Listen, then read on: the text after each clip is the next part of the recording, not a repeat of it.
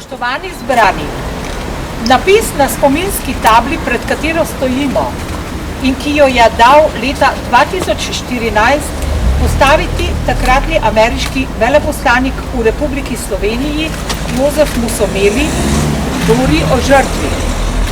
O žrtvi posameznika, ki je iskal mir, a mu ga je vojna odvzela. Totalitarna vladavina jemlje človeku svobodo, spoštovanje in dostojanstvo.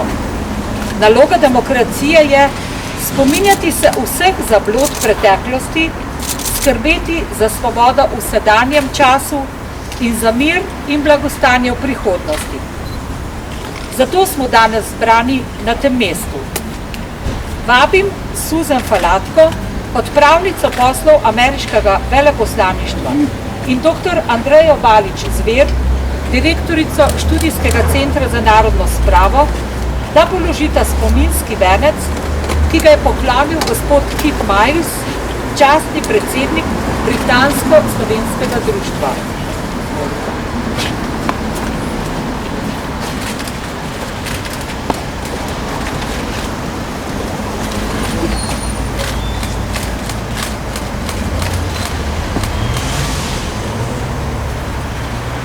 Dobar dan in dobrodošli.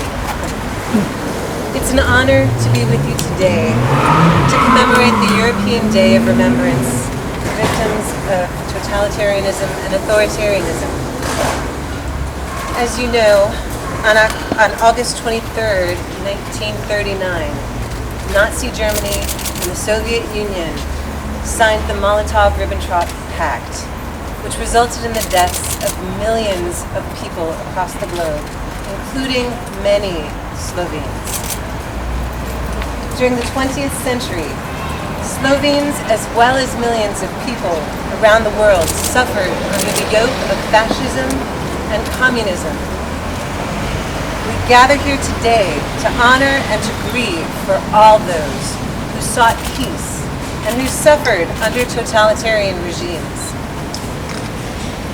In the words of the late Jewish American Holocaust survivor, Elie Wiesel, for the survivor who chooses to testify, it is clear his duty is to bear witness for the dead and for the living. He has no right to deprive future generations of a past that belongs to our collective memory. To forget would not only be dangerous, but offensive. To forget the dead would be akin to killing them a second time. As we remember those who have suffered or lost their lives under totalitarian repression, let us reflect how we might build a better future by strengthening our commitments to freedom, to democracy, to dignity, the rule of law, and to human rights. Together, let us honor those who have promoted peace and reconciliation, past and present. Let us also celebrate Slovenia's independence and identity, as well as the courage, compassion, and decency of the Slovenian people. Thank you to all of you for being here today.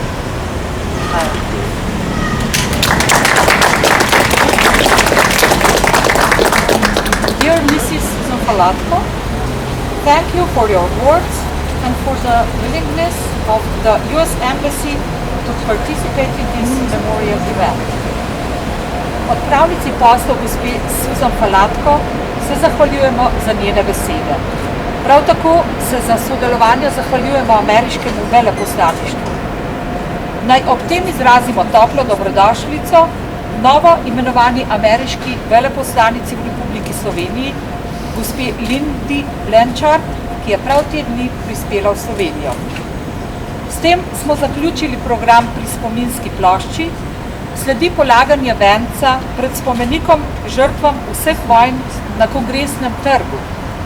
Ob 18. uri pa se bomo zbrali v stolnici Svetega Nikolaja, kjer bo maša za žrtve vseh totalitarnih in avtoritarnih režimov, ki jo bo daroval ljubljanski pomožni škof dr. Franc Šuštar.